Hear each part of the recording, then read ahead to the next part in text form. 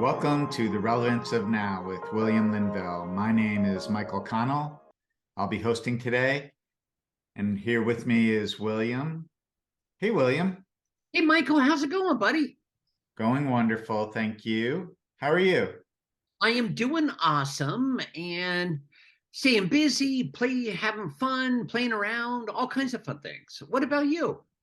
Similar. About to go on vacation, so looking forward to that. Today, we're going to dive into something important for all of us, getting a distinction about the ego. Where did it come from? Why was it created? What is it really? And when it comes to the ego, to start off with, can you kind of define the ego and distinguish it from the other parts of ourselves? Yes. So, first, there's your body. Your body comprised of DNA, RNA, molecules, cells, atoms, subatoms, that I call is the innocent party. There's the mind, the processor, that would also call is the innocent party. Those are two major parts and tools that you have that you are emanating through. You're integrating through, you're emanating through as your presence that is emanating in a form and having a logical mind to be able to size up anything and everything. Take a right turn, left turn, and where you look, ensure you're not driving off a cliff or walking off a cliff and otherwise. And where you're able to size up what you're doing, when you're doing, how you're doing. And basically, it's there to assist you to stay in a body on a planet. Then there's all of the taught behavioral mannerisms that you're told, that you witness, that you experience from your mom, your dad, from being in the womb, and all the stuff that you're told to be true, not true, all the stuff that you're looking at and being told is good, that is bad, that is right, that is wrong. And that's where you start creating all of these underlying belief systems. You start creating, even in the womb, in the third trimester of the womb, where you start developing an identity. You're wanted, you're not wanted. You're lovable, you're not lovable. You have the correct gender, you don't have the correct gender based upon what your mom is wanting, what your dad is wanting. Maybe your mom wants a girl, maybe your dad wants a boy, and you come out of the womb with either a male structure of on your body or a female gender on your body. And you make up all these perceptions. That's part of why children, they cling to one parent or another. They usually cling to the one that did not want that specific gender because they're working for their approval. They're working for the love from that parent and acceptance. Now, you go from there to, the undercurrent belief system at that point that, okay, I'm not good enough or I'm not enough. And you even at times start that there's something wrong with me. That's the first step of the undercurrent, underlying subconscious perceptional belief that there's something wrong with you. Now, it's interesting because now that's creating the first perception of the ego that starts playing out in your life. And then you're taught what is normal, what's not normal. You're taught how to behave, what you should be, must be, gotta be, due to the perception of anyone and everyone else around that is telling you what's, quote, normal, not normal. And basically, all their projections of telling you what you should be and what you shouldn't be to be lovable or acceptable in society. Now, that's creating more perceptional beliefs, identifications that just create and feed all these little dragons in the subconscious that is having you create all this emotion because each and every belief that you create as Creator, it's kind of like creator saying, let there be light, let there be an ocean, let there be mountains. You as creator are commanding this to be a reality. Right. Now we're creating all these dragons, which I'm calling the subpsyche, that are constantly being fed, that are constantly running around in circles, that now that's 80% of the ego.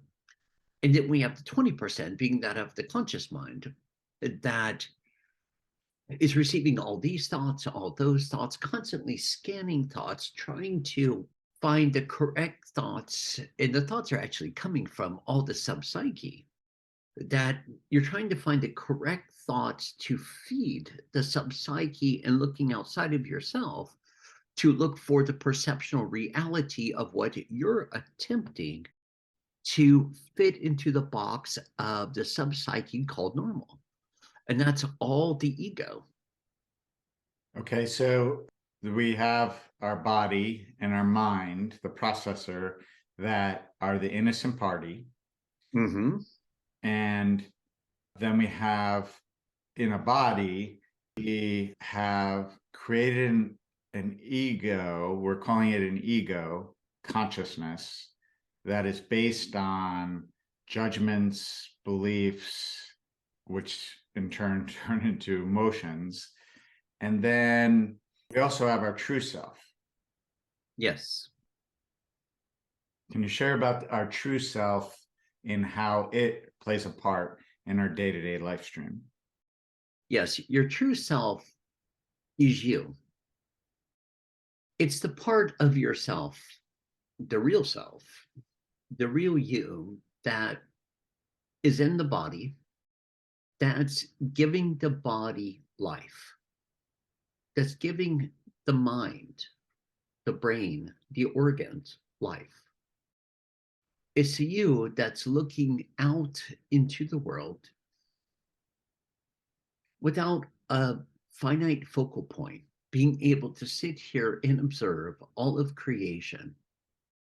It's almost like looking at a rainbow, that sense of awe, or looking over the largest canyon of such great beauty, admiring the beauty, or looking over the most gorgeous sunrise, sunset. The part of you that is able to step out of space and time, because you don't reside in space and time.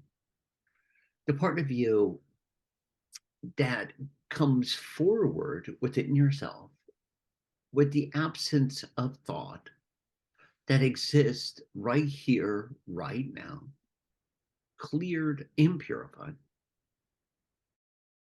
has no anxiety, no angst, no conflict, no polarity, no duality. And it's also that part of you that has this major sense that all, in a major knowing that all is truly well. Hmm. A dear one was asking a question recently of you that why does the ego seem so powerful over the true self? But it's a great question because the ego can seem to be so giant. It can seem to be so powerful. And it's part of the game and the gimmick with the ego. It's like a bully on a playground. Right. Go out and play kickball. You can go out and play tetherball. You can go out and play volleyball. You can go out and play hopscotch, kick the can, whatever. But it's the part that tries to give you all these reasons why you cannot let loose and play and express. It attempts to punish you. It attempts to have you not stand out. It attempts to have you live by the book, and it's constantly scolding you. Right. And it's where it's like that you could win the Nobel Peace Prize, and it'll say, well, why didn't you win it last year? Why didn't you win it whenever, however? You could be the number one Olympian that wins all the trophies, all the gold, but it's going to find fault. Well, you should have blah, blah, blah, blah, blah 20 years ago. And you should have never had that one Oreo that knocked you out of 1 point of a millisecond. You could have broken a different, and it's constantly looking for faults and trying to put you down. Now, the ideal is where we step back for a moment, we take a breath. And as we take a breath, we question it. That part of the ego that's constantly looking for some sort of fault within yourself. And we ask and we command, okay, show me more. And what you'll start to realize and start to see and start to hear and experience is the more that you step back, take a breath, you'll start to unveil it. You'll start to unveil it. It'll start to, for one, lose its power because remember, it only seems so powerful from all the energy that you fed it with. It's a nice way to say, really look at your beliefs and judgments that you've commanded that for you, this is true. It is interesting and it's very beautiful because then you start to realize, and it becomes louder and louder for a moment, especially as you're not feeding it. And then you start to realize that as it unveils itself and unveils itself, you start to realize, huh, that's not even really my voice. Right. You start to hear other voices. Maybe it's your mom, maybe it's your dad's, maybe it was the priest, the preacher, the rabbi, maybe it was a school teacher. I mean, who knows?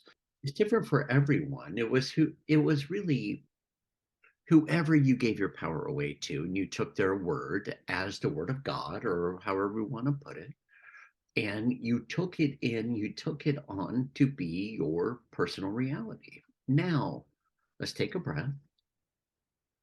And now let's read aside. Huh, now, wow, boy, and have a good chuckle. Wow, I can't believe I bought it that hook, line, and sinker. But now, how blessed I am to see it right here, right now, outside of myself. But right here, right now, you know what? What now is the truth of myself? Well, the blessing is if you learn or are taught that there's a whole other part of you that is your true self, that is your divine created self. The I know my experience in looking at it over in seeing it all play out over time is that when I never was aware of my true self that had a voice and felt very vibrant and light compared to these ego beliefs and judgments that feel really heavy. I never knew about it. And I think that's when I heard that question, why does the ego seem to have so much power? It seems to have so much power because you weren't even aware of your most of your life that there's a whole nother part of you that is a loving voice. Exactly. And it's a very subtle, loving, kind, generous, and true voice, which is your voice. It's it's kind of like when dear ones they listen to their guides on and on, but they hear their guides, but their guides are perceivably telling them you have to do this, you should do that, blah blah blah. Well, that's where I would have you challenge that because your guides would never tell you what to do. That's like giving the ego a whole different plateau in the spiritual sense of saying, gee, I told you so, you're stupid, and blah, blah, blah. And your guides would never talk to you like that. They're the most supportive, loving presences right up there with the real you. And then it brings you to a point where, creator's neutral, you're neutral.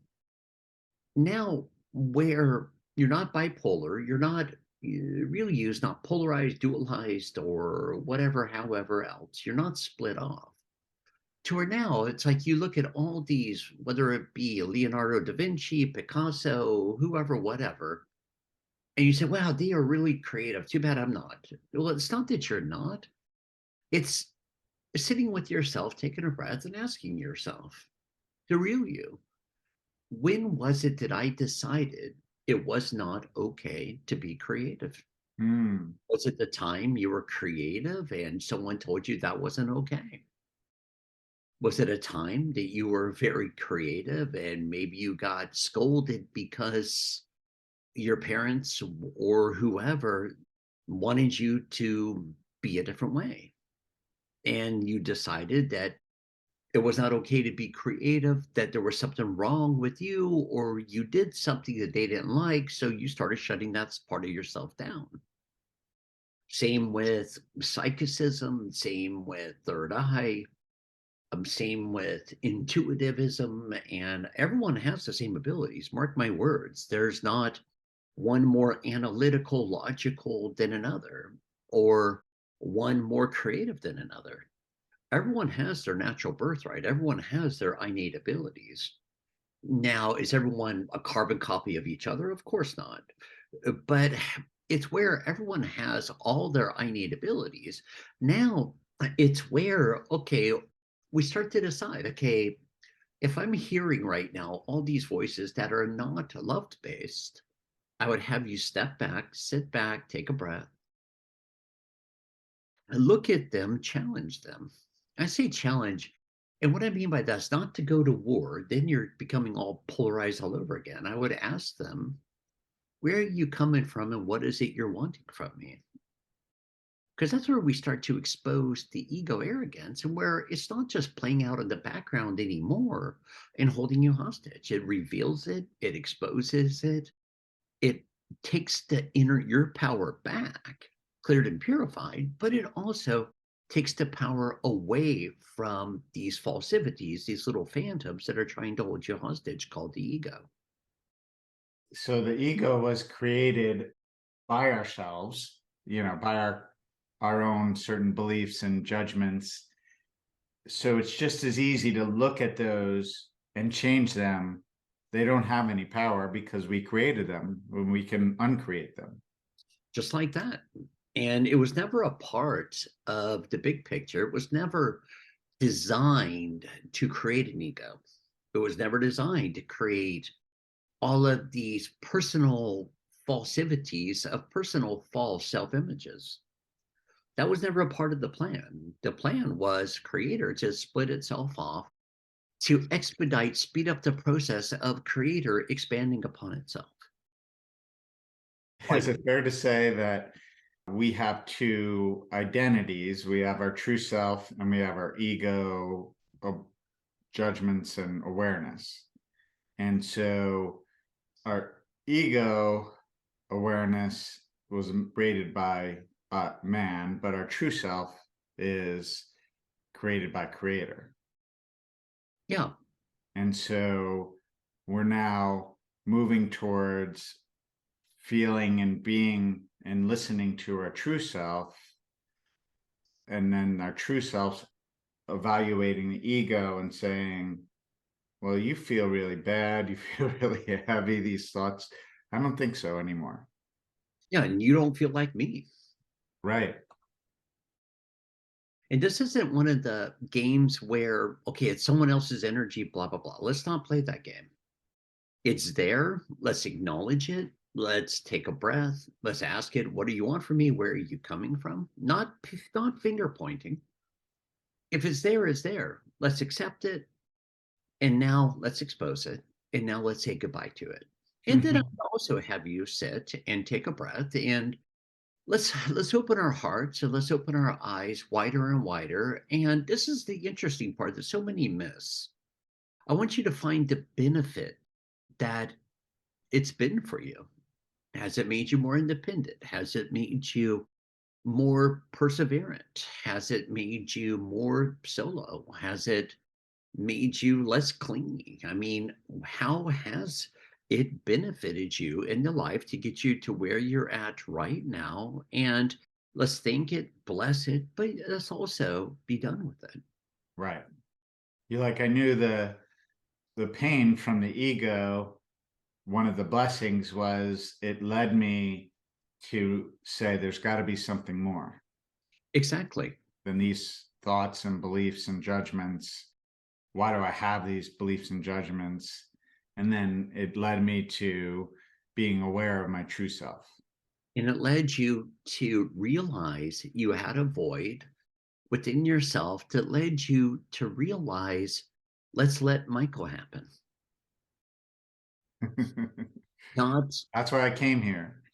yeah, not all the stuff you've been told and taught, which made you more connected to how you feel, not emotion, but how you truly feel, to start arising to where it's even woken up your sensitivity, your heightened sensitivity, which is another realm of discernment, another realm of being guided, steered, and journeyed. But I want to clarify that you're being guided, steered, and journeyed by you, not some outside deity. You have your entourage, your angelic, archangelic, ascended host realms, your guidance realms, on and on. But no one's telling you what to do. You're being guided with love. Right. When you have the space without the ego thoughts, those clarities that are coming through you, from you, these higher levels of you, higher vibratory levels of you. Yeah, That, yeah, I find that one of the most powerful things that you've shared with me and everyone else is that you're assisting us with the marriage of our higher levels and our lower levels, our higher self and our lower self. And that vibratorily, it's all the same. It's just that, part of our lower self includes the ego mind frequencies that we've commanded as so. And we get the opportunity in silence to communicate with the higher level frequencies, to receive from the higher level frequencies what we would love, and question the lower level frequencies of the ego mind. exactly. And it reminds me of like being like a child. You're like a child, you have no worries, no concerns. And oddly enough, as always, everything's provided for until you come of age and you're taught whatever you're taught. What if the only thing that coming of age really means is that your playground's just becoming larger? It's no longer your bedroom, it's no longer the backyard, it's no longer the park down the street, it's no longer just your camaraderies you came of age with. Now it's including your city, it's including your province, it's including your state, your country, culture, color, creed. Now it's starting to include the whole planet and beyond. Now your toys are getting bigger. You have different toys. Now you have a job or an expertise that you love, that you enjoy. It's just a different playground rather than playing with dolls. Now you're playing with corporations. I mean, it's just something, your playground's just becoming larger and larger. Not to deny the dolls or whatever, but it's like you outgrow your toys and now you're playing with different toys. Right. Your innocence, your purity is still right there. Right. It's beautiful. Doesn't mean you have to become hardened and survival and blah, blah, blah. That's all man made once again. Wow. Thank you, William, for this clarity on the ego, where it came from, the other parts of ourselves, so we can really make that distinction between ego that we've created and how we can very simply look at it and move beyond it. With ease and grace. And I ask you to always implore that, explore that, and enjoy that. Mm, The hardest part here was waking up. Now you're awake. Now it's just more playtime, honestly. right. It is really fun to, it's like, oh, when something comes up and I'm frustrated, I'm like, oh, I get a chance to look at it and clear it. Yeah. And it's kind of like if you're waking up and all of a sudden all this stuff arises and unfolds in your outside world and you become frustrated, I would have you step back, take a breath. And number one, I would have you ask yourself, why am I letting any of this stuff control how I feel? Wonderful. Wonderful. Thank you all for joining us. This is The Relevance of Now with William Linville. Join us next time. Namaste. Namaste.